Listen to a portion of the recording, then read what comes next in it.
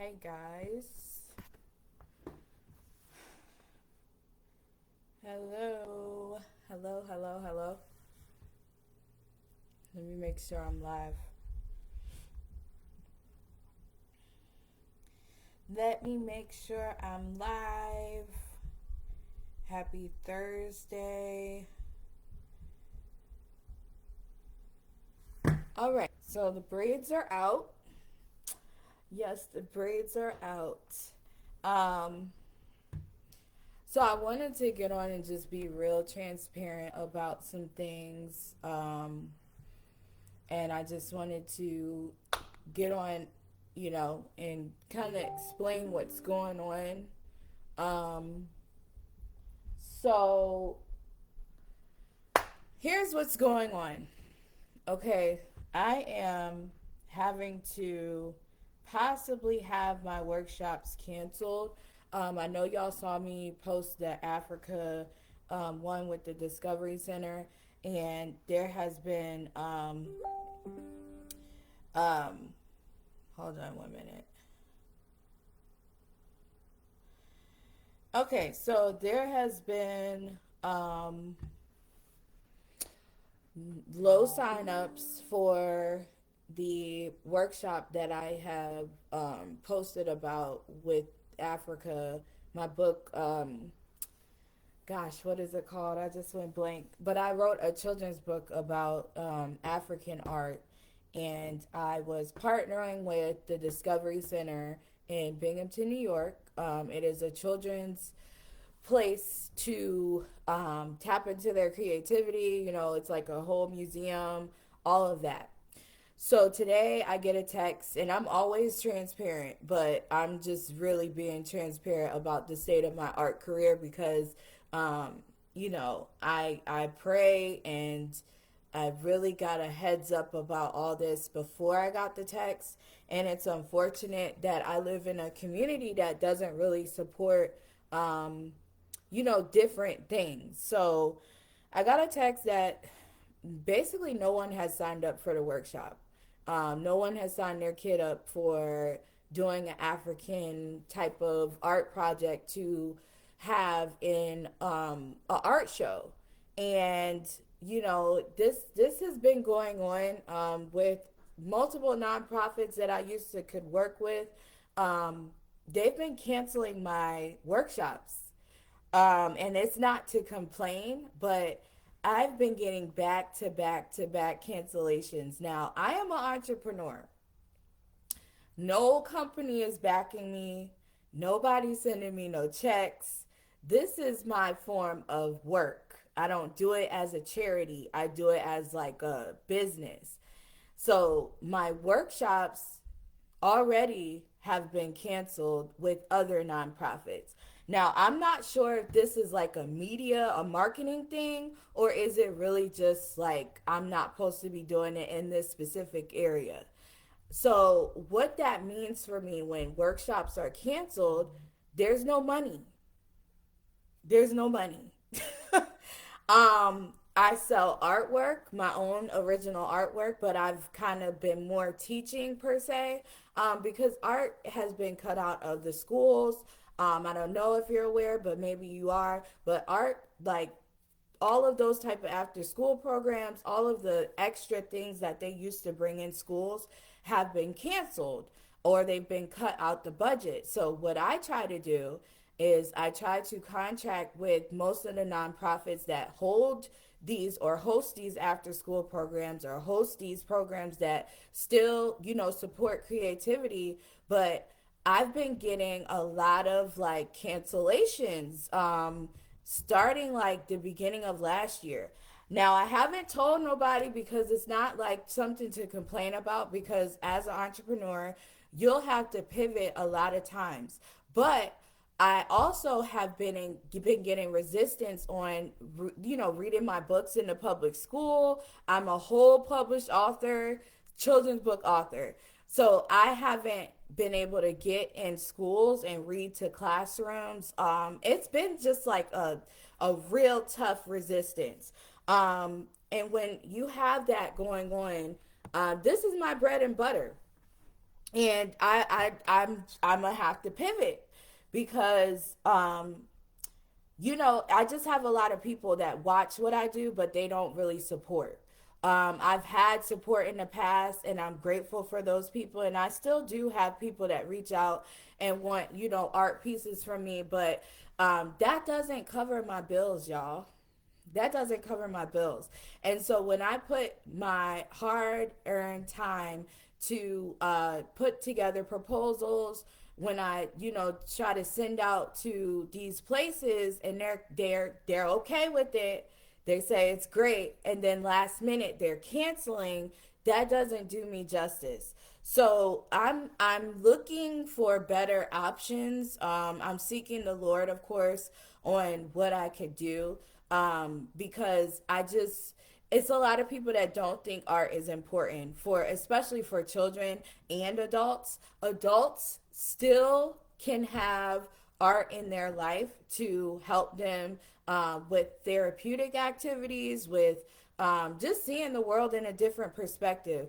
And it's something across the board that I've been noticing, that they've kind of reverted back to cutting out all the creativity aspect. And what that does, it cuts people like me out of the picture or the budget completely. So it's just an unfortunate thing. I was gonna give an announcement anyway today and say that I'm probably going to pivot to full time podcasting, and continue to get my YouTube channel up, because what I experienced at the the supermarket, was something that really opened my eyes to more of what I'm supposed to be doing. I am supposed to be a voice, but sometimes that's scary when you're used to doing something for a long time, and then you have to use your voice in a way where it kind of pisses people off. I didn't want to do that. Who wants to do that? Nobody just wants to gravitate towards that. But I'm learning that that's just what has to be done. So the future of my art career, I still have my art page up. Um, it's One Versatile Chick, and I've done a lot of stuff. I painted sneakers. I've painted, originals. Like I said, I painted jean jackets. I've painted pretty much everything that you could paint, but people are not into that no more. There's people still that are selling. That's not what I'm saying, but you're finding like the thrill of that is going away. So I would have to really step into like interior design, or completely do graphic design. Even that's changing because of AI. So AI has really changed a lot in the artistry world. I don't know if you're aware, but I'm just being transparent on this live. And so that also is cutting a lot of creative jobs out. So I have been doing all of this stuff behind the scenes, like seeking, researching,